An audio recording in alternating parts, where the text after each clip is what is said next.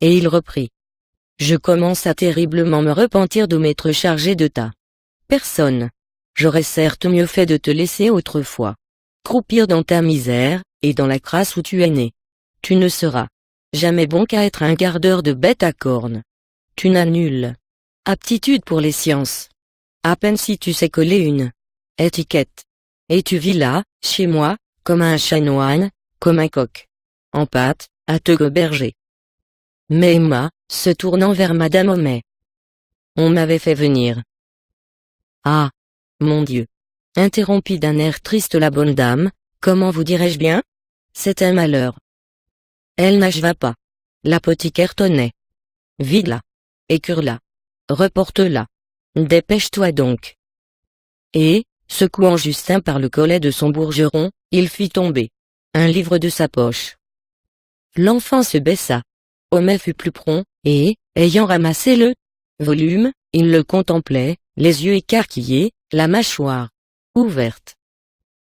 L'amour conjugal, dit-il en séparant lentement ces deux mots. Ah! Très bien. Très bien. Très joli. Et des gravures. Ah! C'est trop fort. Madame Homais s'avança. Non. N'y touche pas. Les enfants voulurent voir les images. Sortez, fit-il impérieusement. Et ils sortirent. Il marcha d'abord de long en large, à grands pas, gardant le volume ouvert entre ses doigts, roulant les yeux, suffoqué, tuméfié, apoplectique. Puis il vint droit à son élève, et, se plantant devant lui les bras croisés. Mais tu as donc tous les vices, petit malheureux? Prends garde, tu es sur une pente. Tu n'as donc pas réfléchi qu'il pouvait, ce livre infâme, tomber entre les mains de mes enfants, mettre l'étincelle dans leur cerveau, ternir la pureté d'Athalie, corrompre Napoléon. Il est déjà formé comme un homme. Es-tu bien sûr, au moins, qu'il ne l'ait pas lu? Peux-tu me certifier? Mais enfin, monsieur, fit Emma, vous aviez à me dire.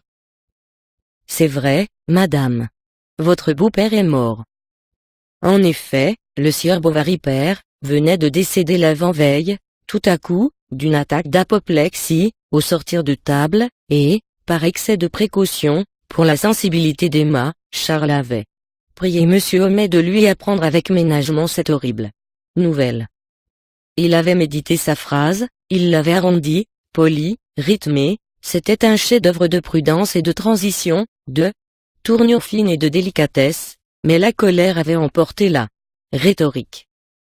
Emma, renonçant à avoir aucun détail, quitta donc la pharmacie, car monsieur Homais avait repris le cours de ses vitupérations. Il se calmait cependant, et, à présent, il grommelait d'un ton paterne, tout en s'éventant avec son bonnet grec. Ce n'est pas que je désapprouve entièrement l'ouvrage. L'auteur était médecin. Il y a là-dedans certains côtés scientifiques qu'il n'est pas mal à un homme de connaître et, j'oserais dire, qu'il faut qu'un homme connaisse. Mais plus tard, attendu. Moins que tu sois homme toi-même et que ton tempérament soit fait. Au coup de marteau d'Emma, Charles, qui l'attendait, s'avança les bras ouverts et lui dit avec des larmes dans la voix. Ah! Ma chère amie. Et il s'inclina doucement pour l'embrasser. Mais, au contact de ses lèvres, le souvenir de l'autre la saisit, et elle se passa la main sur son visage en frissonnant. Cependant elle répondit. Oui, je sais. Je sais.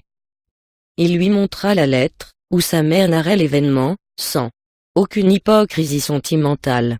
Seulement, elle regrettait que son mari n'eût pas reçu les secours de la religion, étant mort à Doudeville, dans la rue, sur le seuil d'un café, après un repas patriotique avec d'anciens officiers. Emma rendit la lettre, puis, au dîner, par savoir-vivre, elle affecta quelque répugnance. Mais comme il la reforçait, elle se mit résolument à manger, tandis que Charles, en face d'elle, demeurait immobile, dans une posture accablée. De temps à autre, relevant la tête, il lui envoyait un long regard, tout plein de détresse. Une fois il soupira. J'aurais voulu le revoir encore. Elle se taisait. Enfin, comprenant qu'il fallait parler. Quel âge avait-il, ton père? 58 ans. Ah. Et ce fut tout. Un quart d'heure après, il ajouta. Ma pauvre mère, que va-t-elle devenir, à présent? Elle fit un geste d'ignorance. À la voir si taciturne, Charles la supposait affligée et il se contraignait à ne rien dire, pour ne pas aviver cette douleur qui l'attendrissait. Cependant, secouant la sienne. T'es-tu bien amusé hier? Demanda-t-il. Oui. Quand la nappe fut ôtée, Bovary ne se leva pas, Emma non plus, et, à mesure qu'elle envisageait, la monotonie de ce spectacle bannissait peu à peu tout apitoiement de son cœur. Et lui semblait chétif, faible, nul, enfin être un pauvre homme, de toutes les façons. Comment se débarrasser de lui? Quelle interminable soirée. Quelque chose de stupéfiant comme une vapeur d'opium l'engourdissait.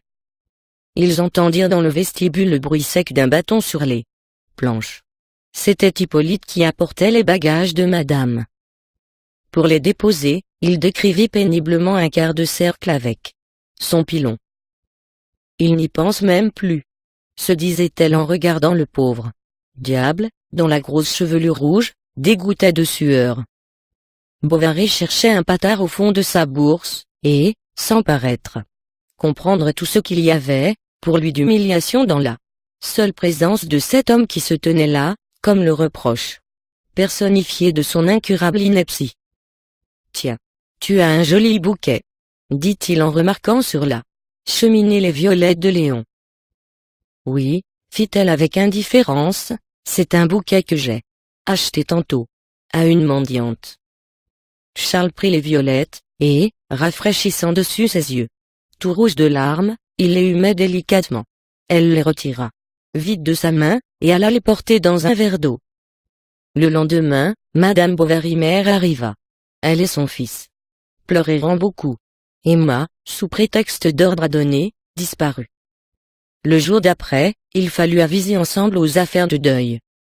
On alla s'asseoir, avec les boîtes à ouvrage, au bord de l'eau, sous la tonnelle. Charles pensa à son père, et il s'étonnait de sentir tant d'affection pour cet homme, qu'il avait cru jusqu'alors n'aimer que très médiocrement. Madame Bovary mère pensait à son mari. Les pires jours d'autrefois lui réapparaissaient enviables. Tout s'effaçait sous le regret instinctif d'une si longue habitude, et, de temps à autre, tandis qu'elle poussait son aiguille, une grosse larme descendait le long de son nez, et s'y tenait un moment suspendue. Emma pensait qu'il y avait 48 heures à peine, ils étaient ensemble, loin du monde, tout en ivresse, et, n'ayant pas assez d'yeux pour se contempler, elle tâchait de ressaisir les plus imperceptibles détails de cette journée disparue. Mais la présence de la belle-mère et du mari la gênait. Elle aurait voulu ne rien entendre, ne rien voir, afin de ne pas déranger le recueillement de son amour, qui allait se perdant, quoi qu'elle fît, sous les sensations extérieures.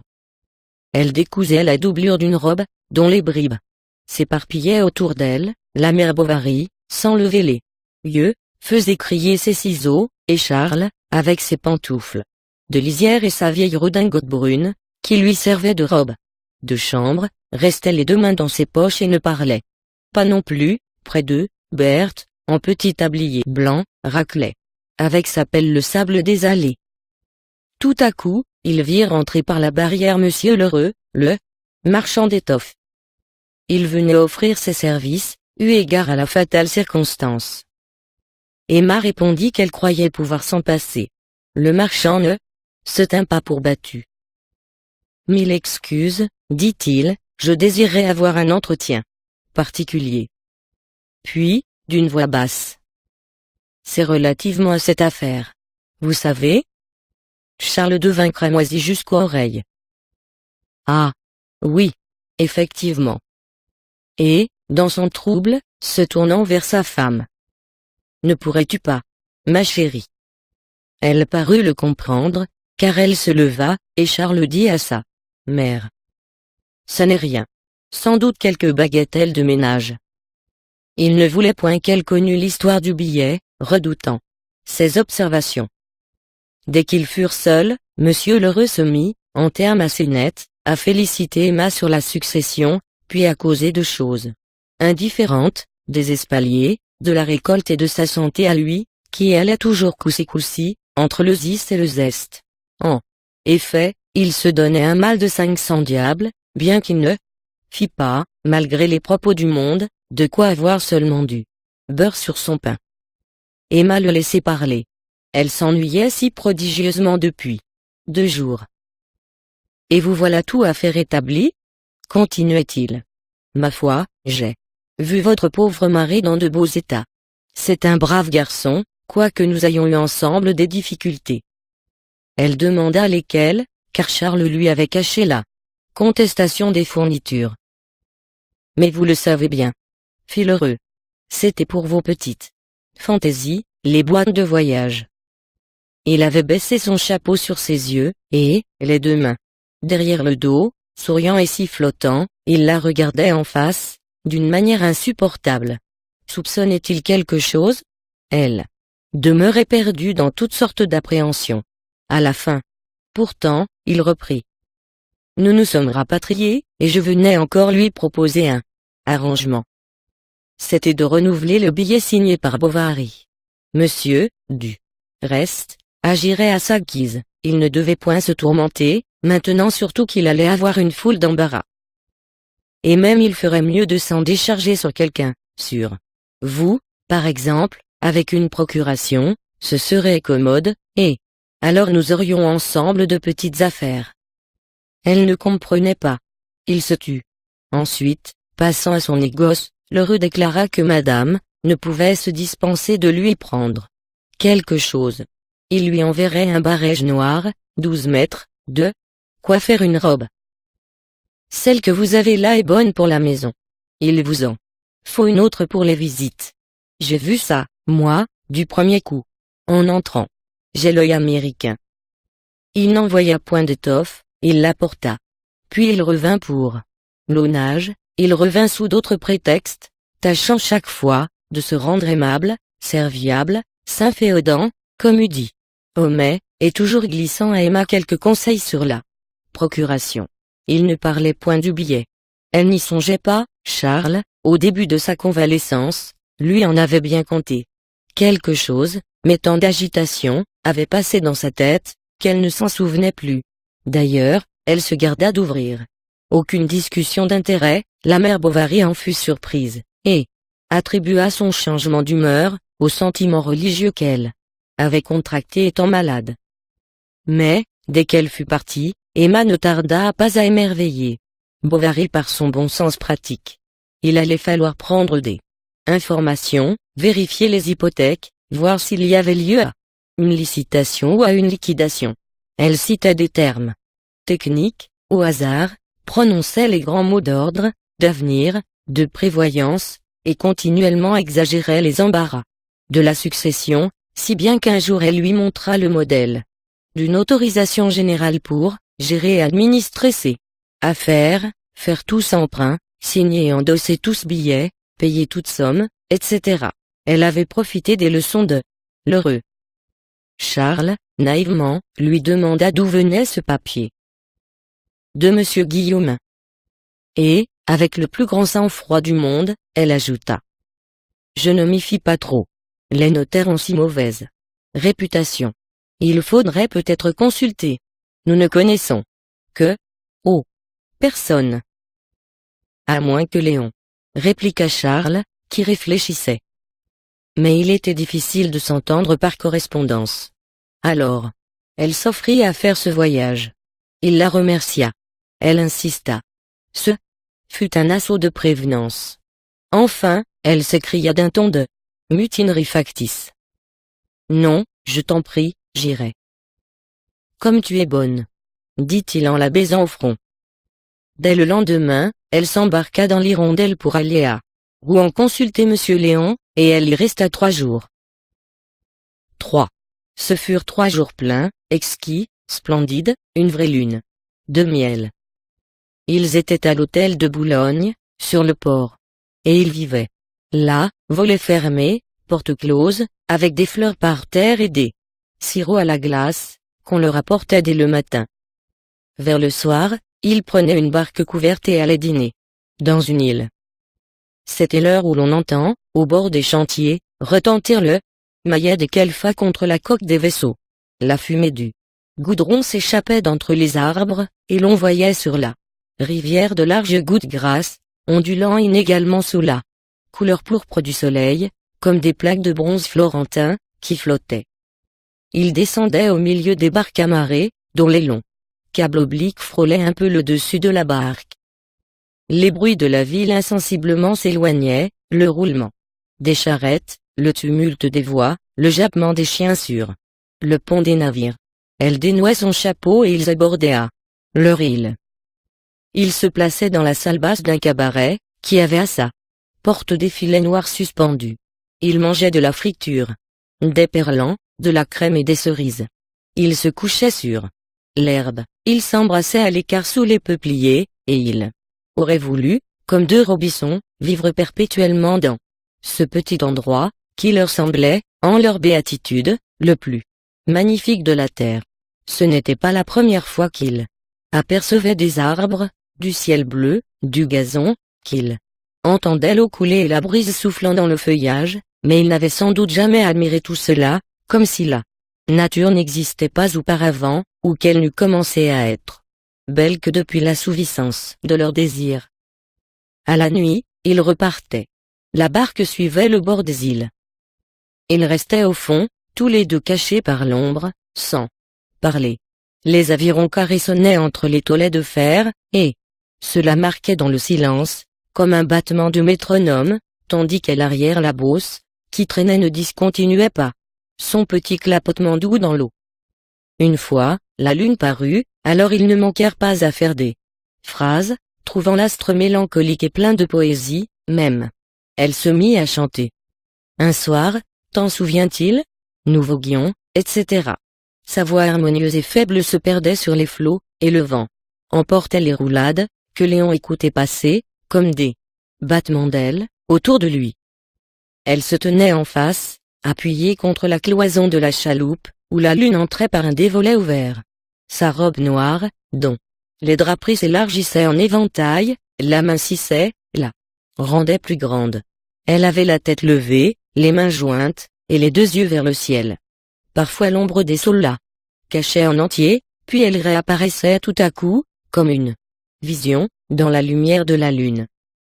Léon, par terre, à côté d'elle, rencontra sous sa main un ruban de soie ponceau. Le batelier l'examina et finit par dire: « Ah, c'est peut-être à une compagnie que j'ai promené l'autre jour. Ils sont venus un tas de farceurs, messieurs et dames, avec des gâteaux, du champagne, des cornets à piston, tout le tremblement. Il y en avait un surtout, un grand bel homme, à petite moustache, qui était joliment amusant. Et il disait, comme ça: allons, conte-nous quelque chose. Adolphe. Dodolphe. Je crois. » Elle frissonna. « Tu souffres ?» fit Léon en se rapprochant d'elle. « Oh, ce n'est rien. Sans doute, la fraîcheur de la nuit. » « Et qui ne doit pas manquer de femmes, non plus, » ajouta doucement le vieux matelot, croyant dire une politesse à l'étranger. Puis, crachant dans ses mains, il reprit ses avirons. Il fallut pourtant se séparer. Les adieux furent tristes. C'était chez la mère Rollet qu'il devait envoyer ses lettres, et elle lui fit des recommandations si précises à propos de la double enveloppe, qu'il admira grandement son astuce amoureuse. « Ainsi, tu m'affirmes que tout est bien ?» dit-elle dans le dernier baiser. « Oui certes. Mais pourquoi donc, songea-t-il après, en s'en revenant seul par les rues, tient-elle si fort à cette procuration ?» 4. Léon, bientôt, pris devant ses camarades un air de supériorité, s'abstint de leur compagnie, et négligea complètement les dossiers. Il attendait ses lettres, il les relisait. Il lui écrivait. Il l'évoquait de toute la force de son désir et de ses souvenirs. Au lieu de diminuer par l'absence, cette envie de la revoir s'accrut, si bien qu'un samedi matin, il s'échappa de son étude. Lorsque, du haut de la côte, il aperçut dans la vallée le clocher de l'église avec son drapeau de fer blanc qui tournait au vent, il sentit cette délectation mêlée de vanité triomphante et d'attendrissement égoïste, que doivent avoir les millionnaires, quand ils reviennent visiter leur village. Il alla rôder autour de sa maison. Une lumière brillait dans la cuisine. Il guetta son ombre derrière les rideaux. Rien ne parut. La mère Lefrançois, en le voyant, fit de grandes exclamations, et elle le trouva, grandi et minci, tandis qu'Artémise, au contraire, le trouva, forci et bruni.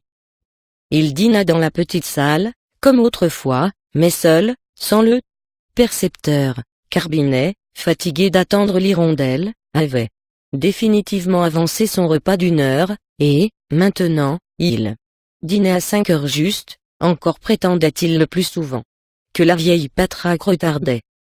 Léon pourtant se décida, il alla frapper à la porte du médecin. Madame était dans sa chambre, d'où elle ne descendit qu'un quart d'heure après. Monsieur parut enchanté de le revoir, mais il ne bougea de la soirée, ni de tout le jour suivant. Il la vit seule, le soir, très tard, derrière le jardin, dans la ruelle, comme avec l'autre. Il faisait de l'orage, et ils causaient sous un parapluie à la lueur des éclairs. Leur séparation devenait intolérable. Plutôt mourir, disait Emma. Elle se tordait sur son bras, tout en pleurant. Adieu. Adieu. Quand te reverrai-je? Ils revinrent sur leurs pas pour s'embrasser encore, et ce fut là qu'elle lui fit la promesse de trouver bientôt, par n'importe quel moyen, l'occasion permanente de se voir en liberté, au moins une fois la semaine. Emma n'en doutait pas. Elle était, d'ailleurs, pleine d'espoir. Il allait lui venir de l'argent. Aussi, elle acheta pour sa chambre une paire de rideaux jaunes à largeret, dont Monsieur Lheureux lui avait vanté le bon marché. Elle rêva un tapis, et Lheureux, affirmant que ce n'était pas la mer à boire, s'engagea poliment à lui en fournir un. Elle ne pouvait plus se passer de ses services. 20 fois dans la journée elle l'envoyait chercher, et aussitôt il plantait là ses affaires, sans se permettre un murmure. On ne comprenait point davantage pourquoi. La mère Rollet déjeunait chez elle tous les jours, et même lui faisait des visites en particulier. Ce fut vers cette époque, c'est-à-dire vers le commencement de l'hiver, qu'elle parut prise d'une grande ardeur musicale. Un soir que Charles l'écoutait, elle recommença 4 fois de suite le même morceau, et toujours en se dépitant, tandis que, sans y remarquer de différence, il s'écriait. Bravo. Très bien. Tu as tort. Va donc. Et non. C'est exécrable. J'ai les doigts rouillés. Le lendemain, il la pria de lui jouer encore quelque chose. Soit, pour te faire plaisir. Et Charles avoua qu'elle avait un peu perdu. Elle se trompait de portée, barbouillait, puis, s'arrêtant court. Ah. C'est fini. Il faudrait que je prisse des leçons, mais... Elle se mordit les lèvres et ajouta. 20 francs par cachet, c'est trop cher. Oui, en effet. Un peu. Dit Charles tout en ricanant. Niaisement. Pourtant, il me semble que l'on pourrait peut-être à moins, car il y a des artistes, sans réputation qui souvent valent mieux que les célébrités. Cherche-les, dit Emma.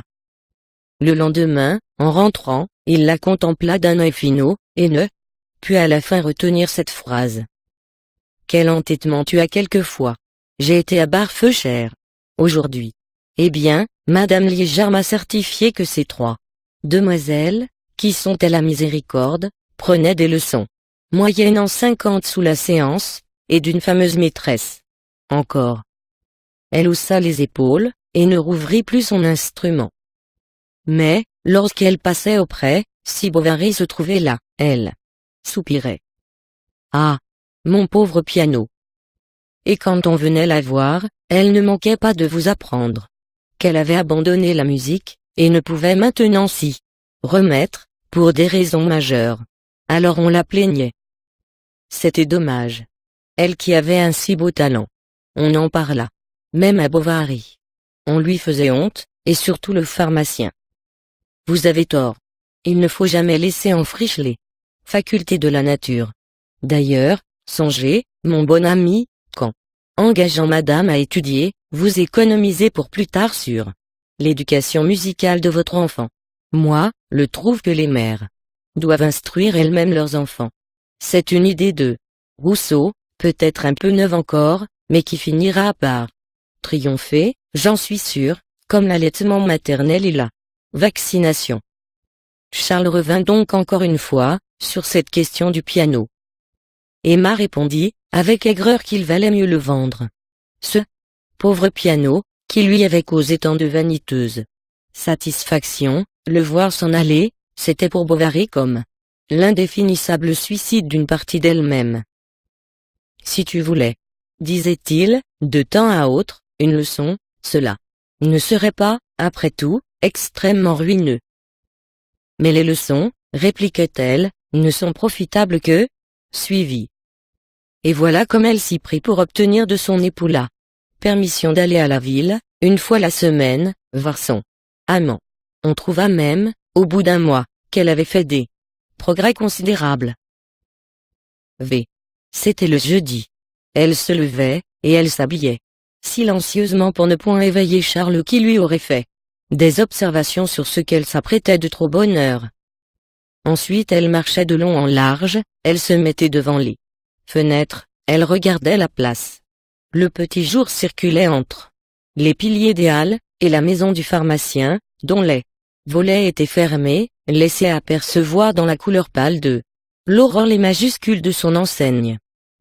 Quand la pendule marquait 7h15, elle s'en allait au Lion d'Or, dont Artémise, en bâillant, venait lui ouvrir la porte.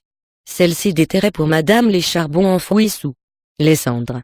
Emma restait seule dans la cuisine. De temps à autre, elle sortait. Hiver attelait sans se dépêcher, et en écoutant. D'ailleurs la mère Lefrançois, qui, passant par un guichet sa tête en bonnet de coton, le chargeait de commission et lui donnait des explications à troubler un tout autre homme. Emma battait la semelle de ses bottines contre les pavés de la cour. Enfin, lorsqu'il avait mangé sa soupe, endossé sa limousine, allumé sa pipe et empoigné son fouet, il s'installait tranquillement sur le siège. L'hirondelle partait au petit trot, et, durant 3/4 de lieue, s'arrêtait de place en place, pour prendre des voyageurs, qui la guettaient debout, au bord du chemin, devant la barrière des cours.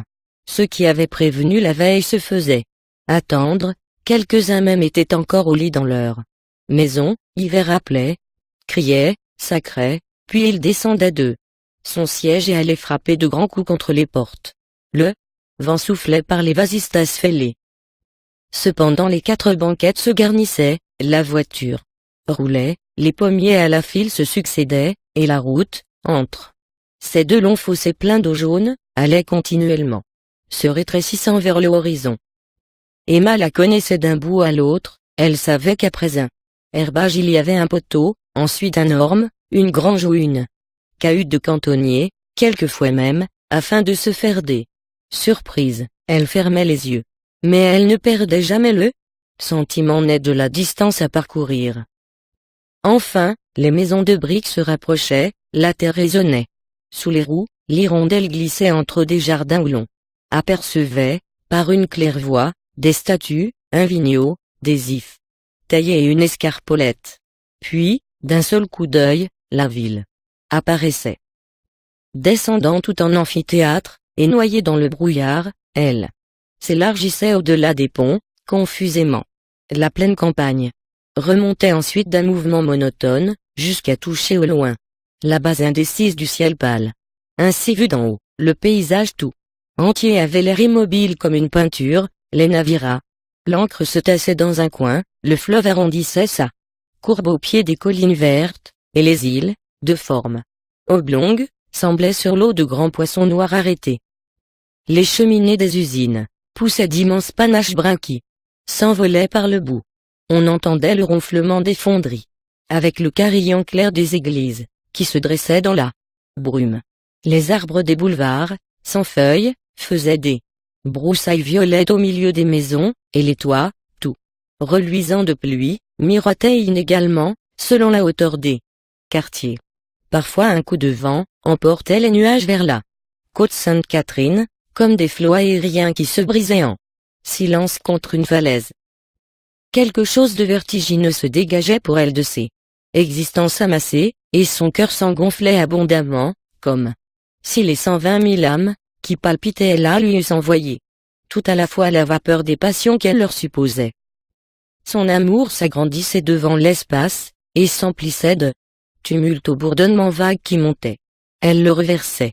Au dehors, sur les places, sur les promenades, sur les rues, et la vieille cité normande s'étalait à ses yeux comme une capitale démesurée, comme une Babylone où elle entrait. Elle se penchait des deux mains par le vasistas, en aimant la brise. Les trois chevaux galopaient, les pierres grinçaient dans la boue, la diligence se balançait, et vers, de loin, hélaient les carrioles sur la route, tandis que les bourgeois, qui avaient passé la nuit au bois Guillaume, descendaient la côte tranquillement, dans leur petite voiture de famille. On s'arrêtait à la barrière, Emma débouclait ses socques, mettait d'autres gants, rajustait son châle, et, 20 pas plus loin, elle sortait de l'hirondelle. La ville alors s'éveillait. Des commis, en bonnet grec, frottaient la devanture des boutiques, et des femmes qui tenaient des paniers sur la hanche poussaient par intervalles un cri sonore, au coin des rues. Elle marchait les yeux à terre, frôlant les murs, et souriant de plaisir sous son voile noir baissé. Par peur d'être vue, elle ne prenait pas ordinairement le chemin le plus court. Elle s'engouffrait dans les ruelles sombres, et elle arrivait tout en sueur, vers le bas de la rue nationale, près de la fontaine qui est là. C'est le quartier du théâtre, des estaminets et des filles. Souvent une charrette passait près d'elle, portant quelques décors qui tremblaient. Des garçons en tablier versaient du sable sur les dalles, entre des arbustes verts. On sentait l'absinthe, le cigare et les huîtres. Elle tournait une rue, elle le reconnaissait à sa chevelure frisée, qui s'échappait de son chapeau. Léon, sur le trottoir, continuait à marcher. Elle le suivait. Jusqu'à l'hôtel, il montait, il ouvrait la porte, il entrait. Quelle étreinte! Puis les paroles, après les baisers, se précipitaient. On se racontait les chagrins de la semaine, les pressentiments, les inquiétudes pour les lettres, mais à présent tout s'oubliait, et ils se regardaient face à face, avec des rires de volupté et des appellations de tendresse. Le lit était un grand lit d'acajou en forme de nacelle. Les rideaux de levantine rouge, qui descendaient du plafond, se cintraient trop bas vers le chevet évasé, et rien au monde n'était beau comme sa tête brune, et sa peau blanche se détachant sur cette couleur pourpre, quand, par un geste de pudeur, elle fermait ses deux bras nus, en se cachant la figure dans les mains. Le tiède appartement, avec son tapis discret, ses ornements folâtres et sa lumière tranquille, semblait tout commode pour les intimités de la passion. Les bâtons se terminant en flèches, les patères de cuivre et les grosses boules de chenille reluisaient. Tout à coup, si le soleil entrait, il y avait sur la cheminée, entre les candélabres, deux de ces grandes coquilles roses où l'on entend le bruit de la mer, quand on les applique à son oreille. Comme ils aimaient cette bonne chambre pleine de gaieté, malgré sa splendeur un peu fanée. Ils retrouvaient toujours les meubles à leur place, et parfois des épingles à cheveux qu'elle avait oubliées, l'autre jeudi, sous le socle de la pendule. Ils déjeunaient au coin du feu, sur un petit guéridon incrusté de palissandre. Emma découpait, lui mettait les morceaux dans son assiette en débitant toutes sortes de chatteries, et elle riait d'un rire sonore et libertin, quand la mousse du vin de champagne débordait du verre léger, sur les bagues de ses doigts. Ils étaient si complètement perdus, en la possession d'eux-mêmes, qu'ils se croyaient là dans leur maison particulière, et devant y vivre jusqu'à la mort, comme deux éternels jeunes époux. Ils disaient notre chambre, notre tapis, nos fauteuils, même elle disait mes pantoufles, un cadeau de Léon, une fantaisie qu'elle avait eue. C'étaient des pantoufles en satin rose, bordées de cygnes. Quand elle s'asseyait sur ses genoux, sa jambe, alors trop courte, pendait en l'air, et la milliard de chaussures, qui n'avaient pas de quartier, tenait seulement par les orteils à son pied nu. Il savourait pour la première fois l'inexprimable délicatesse des élégances féminines. Jamais il n'avait rencontré cette grâce de langage, cette réserve du vêtement, ces poses de colombe assoupie. Il admirait l'exaltation de son âme, et les dentelles de sa jupe. D'ailleurs, n'était-ce pas une femme du monde, et une femme mariée? Une vraie maîtresse enfin? Par la diversité de son humeur, tour à tour mystique ou joyeuse, babillarde, taciturne, emportée, nonchalante, elle allait, rappelant en lui mille désirs, évoquant des instincts ou des réminiscences. Elle était l'amoureuse de tous les romans, l'héroïne de tous les drames, le vague souligne et elle soulignait de tous les volumes de vers. Il retrouvait sur ses épaules la couleur ambrée de l'Odalisque Aubin, elle avait le corsage long des châtelaines féodales, elle ressemblait aussi à la femme pâle de Barcelone, mais elle était par-dessus tout ange. Souvent, en la regardant, il lui semblait que son âme, s'échappant vers elle, se répandait comme une onde, sur le contour de sa tête, et descendait entraînée dans la blancheur de sa poitrine. Il se mettait par terre, devant elle, et, les deux coudes sur ses genoux, il la considérait avec un sourire, et le front tendu. Elle se penchait vers lui et murmurait, comme suffoquée d'enivrement. « Oh, ne bouge pas. Ne parle pas. Regarde-moi. Il sort de tes yeux quelque chose de si doux, qui me fait tant de bien. » Elle l'appelait enfant. « Enfant, m'aimes-tu » Et elle n'entendait guère sa réponse, dans la précipitation de ses lèvres qui lui montaient à la bouche. Il y avait sur la pendule un petit cupidon de bronze, qui minaudait en arrondissant les bras, sous une guirlande dorée. Ils en rirent bien des fois, mais, quand il fallait se séparer, tout leur semblait sérieux. Immobiles l'un devant l'autre, ils se répétaient « À jeudi. À jeudi. » Tout à coup elle lui prenait la tête dans les deux mains, le baisait vite au front en s'écriant « Adieu » et s'élançait dans l'escalier. Elle allait rue de la Comédie, chez un coiffeur, se faire arranger ses bandeaux. La nuit tombait, on allumait le gaz dans la boutique.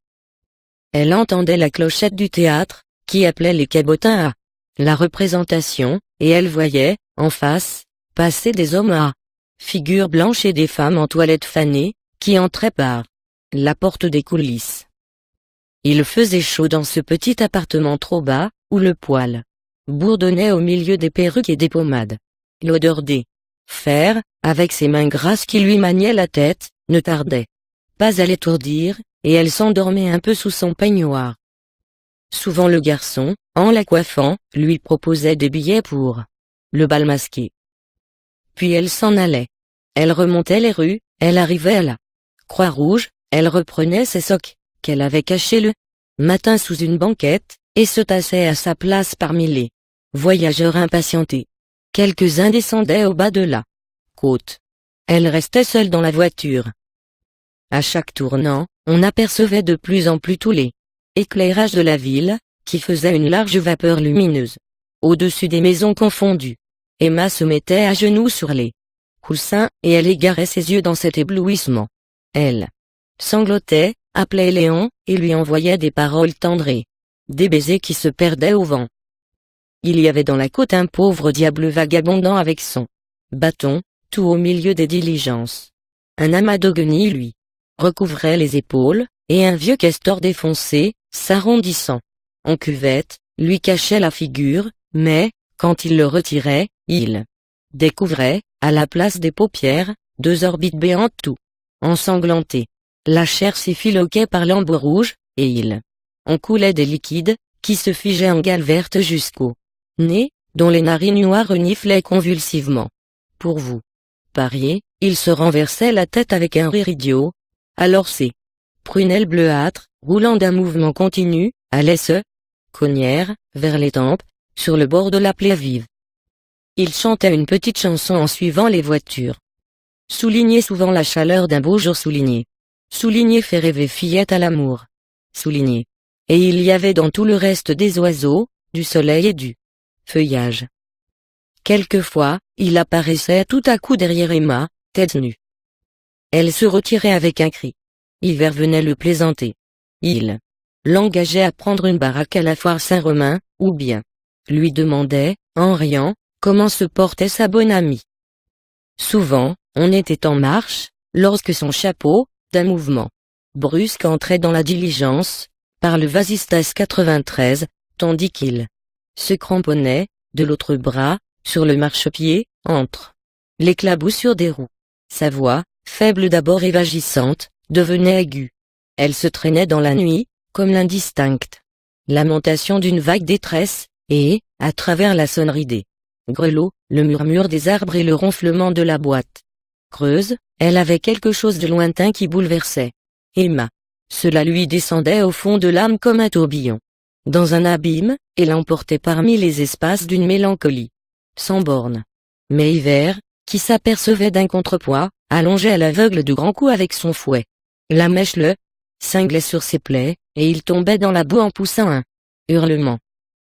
Puis les voyageurs de l'hirondelle finissaient par s'endormir, les uns la bouche ouverte, les autres le menton baissé, s'appuyant sur l'épaule de leurs voisins, ou bien le bras passé dans la courroie, tout en oscillant régulièrement au branle de la voiture, et le reflet de la lanterne, qui se balançait en dehors, sur la croupe des limoniers, pénétrant dans l'intérieur par les rideaux de calicot chocolat, posait des ombres sanguinolentes sur tous ces individus immobiles.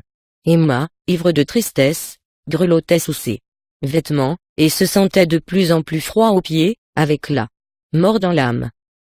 Charles, à la maison, l'attendait, l'hirondelle était toujours en retard le jeudi. Madame arrivait enfin. À peine si elle embrassait la petite. Le dîner n'était pas prêt, n'importe. Elle excusait la cuisinière. Tout maintenant semblait permis à cette fille.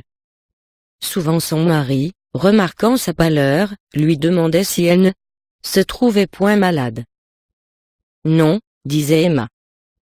Mais, répliqua-t-il, tu es toute drôle ce soir? Eh, ce n'est rien. Ce n'est rien. Il y avait même des jours où, à peine rentrée, elle montait dans sa chambre, et Justin, qui se trouvait là, circulait à pas muets, plus ingénieux à la servir qu'une excellente camériste.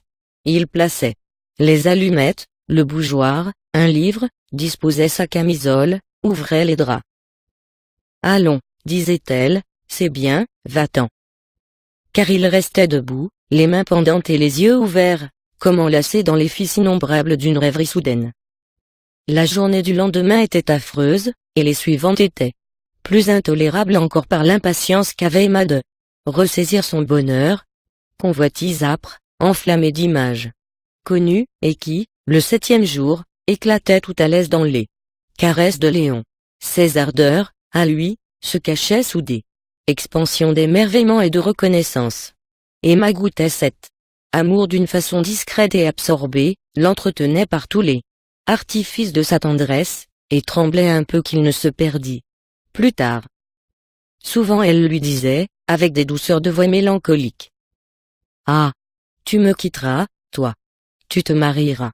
Tu seras comme les autres. Il demandait. Quels autres? Mais les hommes, enfin, répondait-elle. Puis, elle ajoutait en le repoussant d'un geste langoureux. Vous êtes tous des infâmes. Un jour qu'il causait philosophiquement des désillusions terrestres, elle vint à dire, pour expérimenter sa jalousie ou cédant peut-être à un besoin d'épongement trop fort, qu'autrefois, avant lui, elle avait aimé quelqu'un, pas comme toi, reprit-elle vite, protestant sur la tête de sa fille qu'il ne s'était rien passé. Le jeune homme la crut, et néanmoins la questionna pour savoir ce qu'il faisait. Il était capitaine de vaisseau, mon ami. N'était-ce pas prévenir toute recherche, et en même temps se poser très haut, par cette prétendue fascination exercée sur un homme, qui devait être de nature belliqueuse et accoutumée, à des hommages? Le clerc sentit alors l'infimité de sa position, il envia des épaulettes, des croix, des titres. Tout cela devait lui plaire, il s'en doutait à ses habitudes dispendieuses. Cependant Emma taisait quantité de ses extravagances, telles que l'envie d'avoir, pour l'amener à Rouen, un tilbury bleu, attelé d'un cheval anglais, et conduit par un groom en bottes à revers. C'était Justin qui lui en avait inspiré le caprice, en la suppliant de le prendre chez elle comme valet de chambre, et, si cette privation n'atténuait pas à chaque rendez-vous le plaisir de l'arrivée, elle augmentait certainement l'amertume du retour. Souvent lorsqu'ils parlaient ensemble de Paris, elle finissait par murmurer. Ah! Que nous serions bien là pour vivre. Ne sommes-nous pas heureux? Reprenait doucement le jeune homme, en lui passant la main sur ses bandeaux. Oui, c'est vrai, disait-elle, je suis folle, embrasse-moi. Elle était pour son mari plus charmante que jamais, lui faisait des crèmes à la pistache, et jouait des valses après dîner. Il se trouvait donc le plus fortuné des mortels, et Emma vivait sans inquiétude, lorsqu'un soir, tout à coup. C'est mademoiselle l'empereur, n'est-ce pas, qui te donne des leçons? Oui. Eh bien, je l'ai vue tantôt, reprit Charles, chez madame Liégeard. Je lui ai parlé de toi, elle ne te connaît pas. Ce fut comme un coup de foudre. Cependant elle répliqua d'un air naturel. Ah! Sans doute, elle aura oublié mon nom? Mais il y a peut-être à Rouen, dit le médecin, plusieurs demoiselles l'empereur qui sont maîtresses de piano? C'est possible. Puis, vivement. J'ai pourtant ces reçus, tiens. Regarde. Et elle alla au secrétaire, fouilla tous les tiroirs, confondit les papiers et finit si bien par perdre la tête, que Charles l'engagea fort à ne point se donner tant de mal pour ces misérables quittances. Oh! Je les trouverai, dit-elle. En effet, dès le vendredi suivant, Charles, en passant une de ses bottes dans le cabinet noir, où l'on serrait ses habits, sentit une feuille de papier entre le cuir et sa chaussette, il la prit et lut. Reçu, pour 3 mois de leçons, plus diverses fournitures, la somme de 65 francs. Félicie l'empereur, professeur de musique. Comment diable ai-je dans mes bottes? Ce sera, sans doute, répondit-elle, tombée du vieux carton aux factures, qui est sur le bord de la planche. À partir de ce moment, son existence ne fut plus qu'un assemblage de mensonges, où elle enveloppait son amour comme dans des voiles, pour le cacher. C'était un besoin, une manie, un plaisir, au point que, si elle disait avoir passé, hier par le côté droit d'une rue, il fallait croire qu'elle avait pris par le côté gauche. Un matin qu'elle venait de partir, selon sa coutume, assez légèrement vêtue, il tomba de la neige tout à coup, et comme Charles regardait le temps à la fenêtre, il aperçut monsieur Bournisien dans le boc du sieur Tuvache, qui le conduisait à Rouen. Alors il descendit confier à l'ecclésiastique un gros châle pour qu'il le remît à madame, sitôt qu'il arriverait à la Croix-Rouge. À peine fut-il à l'auberge que Bournisien demanda où était la femme du médecin d'Yonville. L'hôtelière répondit qu'elle fréquentait fort peu son établissement. Aussi, le soir, en reconnaissant madame Bovary dans l'hirondelle, le curé lui conta son embarras, sans paraître, du reste y attacher de l'importance, car il entama l'éloge d'un prédicateur, qui pour leur faisait merveille à la cathédrale, et que toutes les dames couraient entendre. N'importe s'il n'avait point demandé d'explication, d'autres plus tard pourraient se montrer moins discrets. Aussi jugea-t-elle utile de descendre chaque fois à la Croix-Rouge, de sorte que les bonnes gens de son village, qui la voyaient dans l'escalier ne se doutaient de rien. Un jour pourtant, monsieur Lheureux la rencontra qui sortait de l'hôtel de Boulogne au bras de Léon, et elle eut peur, s'imaginant qu'il bavarderait. Il n'était pas si bête. Mais 3 jours après, il entra dans sa chambre, ferma la porte, et dit: J'aurais besoin d'argent. Elle déclara ne pouvoir lui en donner. Lheureux se répandit en gémissements, et rappela toutes les complaisances qu'il avait eues. En effet, des 2 billets souscrits par Charles, Emma jusqu'à présent n'en avait payé qu'un seul. Quant au second, le marchand, sur sa prière, avait consenti à le remplacer par 2 autres, qui même avaient été renouvelés à une fort longue échéance. Puis il tira de sa poche une liste de fournitures non soldées, à savoir, les rideaux, le tapis, l'étoffe pour les fauteuils, plusieurs robes et divers articles de toilette, dont la valeur se montait à la somme de 2000 francs environ. Elle baissa la tête, il reprit. Mais, si vous n'avez pas d'espèces, vous avez du bien. Et il indiqua une méchante masure sise à Berneville, près d'Aumale, qui ne rapportait pas grand-chose. Cela dépendait autrefois d'une petite ferme vendue par Monsieur Bovary père, car Lheureux savait tout, jusqu'à la contenance d'hectares, avec le nom des voisins. Moi, à votre place, disait-il, je me libérais, et j'aurais encore le surplus de l'argent. Elle objecta la difficulté d'un acquéreur, il donna l'espoir d'en trouver, mais elle demanda comment faire pour qu'elle pût vendre. N'avez-vous pas la procuration? Répondit-il. Ce mot lui arriva comme une bouffée d'air frais. Laissez-moi la note, dit Emma. Oh! Ce n'est pas la peine, reprit Lheureux. Il revint la semaine suivante, et se vanta d'avoir, après force démarches, fini par découvrir un certain Langlois qui, depuis longtemps, guignait la propriété, sans faire connaître son prix. N'importe le prix, s'écria-t-elle. Il fallait attendre, au contraire, tâter ce gaillard-là. La chose valait la peine d'un voyage, et, comme elle ne pouvait faire ce voyage, ils offrirent de se rendre sur les lieux, pour s'aboucher avec Langlois. Une fois revenu, il annonça que l'acquéreur proposait 4000 francs. Emma s'épanouit à cette nouvelle. Franchement, ajouta-t-il, c'est bien payé. Elle toucha la moitié de la somme immédiatement, et, quand elle fut pour solder son mémoire, le marchand lui dit. Cela me fait de la peine, parole d'honneur, de vous voir vous dessaisir tout d'un coup d'une somme aussi conséquente que celle-là. Alors, elle regarda les billets de banque, et, rêvant au nombre illimité de rendez-vous, que ces 2000 francs représentaient. Comment, balbutia-t-elle. Oh, reprit-il en riant d'un air bonhomme, on met tout ce que l'on veut sur les factures. Est-ce que je ne connais pas les ménages? Et il la considérait fixement, tout en tenant à sa main de longs papiers qu'il faisait glisser entre ses ongles. Enfin, ouvrant son portefeuille, il étala sur la table 4 billets à ordre, de 1000 francs chacun.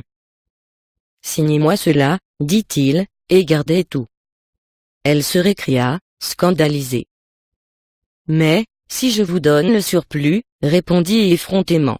Monsieur Lheureux, n'est-ce pas vous rendre service, à vous? Et, prenant une plume, il écrivit au bas du mémoire. Reçu de Madame Bovary 4000 francs. Qui vous inquiète, puisque vous toucherez dans 6 mois l'arriéré de votre baraque, et que je vous place l'échéance du dernier billet pour après le paiement? Emma s'embarrassait un peu dans ses calculs, et les oreilles lui tintaient comme si des pièces d'or, s'éventrant de leur sac, eussent sonné tout autour d'elle sur le parquet. Enfin Lheureux expliqua qu'il avait un sien ami Vinsart, banquier à Rouen, lequel allait escompter ses 4 billets, puis il remettrait lui-même à Madame le surplus de la dette réelle. Mais au lieu de 2000 francs, il n'en apporta que 1800, car l'ami Vinsart, comme de juste, en avait prélevé 200, pour frais de commission et d'escompte. Puis il réclama négligemment une quittance. Vous comprenez. Dans le commerce. Quelquefois. Et avec la date, s'il vous plaît, la date. Un horizon de fantaisie réalisable s'ouvrit alors devant Emma. Elle eut assez de prudence, pour mettre en réserve 1000 écus, avec quoi furent payés, lorsqu'ils échurent, les 3 premiers billets, mais le 4e, par hasard, tomba dans la maison un jeudi, et Charles, bouleversé, attendit patiemment le retour de sa femme pour avoir des explications. Si elle ne l'avait point instruit de ce billet, c'était afin de lui épargner des tracas domestiques. Elle s'assit sur ses genoux, le caressa, roucoula, fit une longue énumération de toutes les choses indispensables prises à crédit. Enfin, tu conviendras que, vu la quantité, ce n'est pas trop cher. Charles, à bout d'idées, bientôt eut recours à l'éternel Lheureux, qui jura de calmer les choses, si monsieur lui signait 2 billets, dont l'un de 700 francs, payable dans 3 mois. Pour se mettre en mesure, il écrivit à sa mère une lettre pathétique. Au lieu d'envoyer la réponse, elle vint elle-même, et, quand Emma voulut savoir s'il en avait tiré quelque chose. Oui, répondit-il. Mais elle demande à connaître la facture. Le lendemain, au point du jour, Emma courut chez monsieur Lheureux le prié de refaire une autre note, qui ne dépassât point 1000 francs, car pour montrer celle de 4000, il eût fallu dire qu'elle en avait payé les 2/3, avouer conséquemment la vente de l'immeuble, négociation bien conduite par le marchand, et qui ne fut effectivement connue que plus tard.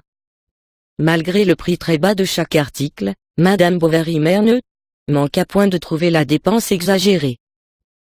Ne pouvait-on se passer d'un tapis? Pourquoi avoir renouvelé l'étoffe des fauteuils? De mon temps, on avait dans une maison un seul fauteuil, pour les personnes âgées, du moins, c'était comme cela chez ma mère, qui était une honnête femme, je vous assure. Tout le monde ne peut être riche. Aucune fortune ne tient contre le coulage. Je rougirais de me dorloter comme vous faites. Et pourtant, moi, je suis vieille, j'ai besoin de soins. En voilà, des ajustements, des flaflas. Comment? De la soie. Pour doublure, à 2 francs. Tandis qu'on trouve du jaconas à 10 sous, et même à 8 sous qui fait parfaitement l'affaire. Emma, renversée sur la causeuse, répliquait le plus tranquillement possible. Eh, madame, assez. L'autre continuait à la sermonner, prédisant qu'il finirait à l'hôpital. D'ailleurs, c'était la faute de Bovary. Heureusement qu'il avait promis d'anéantir cette procuration. Comment? Ah, il me l'a juré, reprit la bonne femme. Emma ouvrit la fenêtre, appela Charles, et le pauvre garçon fut contraint d'avouer la parole arrachée par sa mère. Emma disparut, puis rentra vite en lui tendant majestueusement une grosse feuille de papier. Je vous remercie, dit la vieille femme. Et elle jeta dans le feu la procuration. Emma se mit à rire d'un rire stridé, éclatant, continu. Elle avait une attaque de nerfs. Ah, mon Dieu! S'écria Charles. Eh! Tu as tort aussi toi. Tu viens lui faire des scènes. Sa mère, en haussant les épaules, prétendait que tout cela, c'était des gestes. Mais Charles, pour la première fois se révoltant, prit la défense de sa femme, si bien que Madame Bovary-Mère voulut s'en aller. Elle partit dès le lendemain, et, sur le seuil, comme il essayait à la retenir, elle répliqua. Non, tu l'aimes mieux que moi, et tu as raison, c'est dans l'ordre. Au reste, tant pis. Tu verras. Bonne santé. Car je ne suis pas prêt, comme tu dis, de venir lui faire des scènes. Charles n'en resta pas moins fort penaud vis-à-vis d'Emma, celle-ci ne cachant point la rancune qu'elle lui gardait pour avoir manqué de confiance. Il fallut bien des prières avant qu'elle consentit à reprendre sa procuration, et même il l'accompagna chez Monsieur Guillaumin pour lui en faire une seconde, toute pareille. Je comprends cela, dit le notaire, un homme de science ne peut s'embarrasser aux détails pratiques de la vie. Et Charles se sentit soulagé par cette réflexion pateline, qui donnait à sa faiblesse les apparences flatteuses d'une préoccupation supérieure. Quel débordement, le jeudi d'après, à l'hôtel, dans leur chambre, avec Léon. Elle rit, pleura, chanta, dansa, fit monter des sorbets, voulut fumer des cigarettes, lui parut extravagante, mais adorable, superbe. Il ne savait pas quelle réaction de tout son être la poussait davantage à se précipiter sur les jouissances de la vie.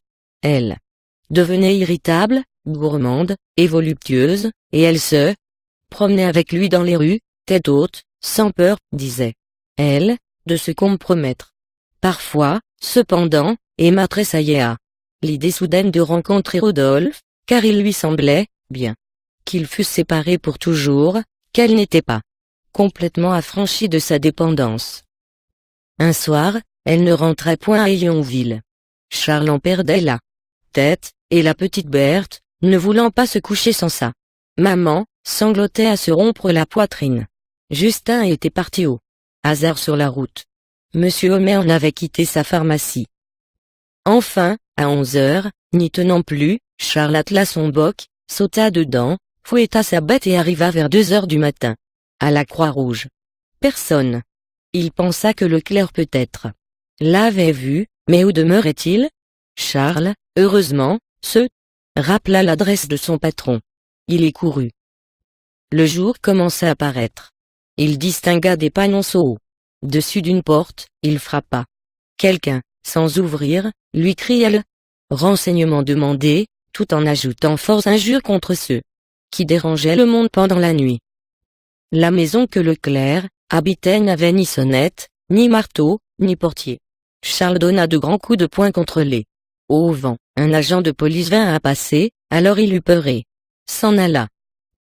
Je suis fou, se disait-il, sans doute, on l'aura retenu à dîner chez Monsieur Lormeaux. La famille Lormeaux n'habitait plus Rouen. Elle sera restée à soigner Madame Dubreuil. Madame Dubreuil est morte depuis 10 mois. Où est-elle donc? Une idée lui vint.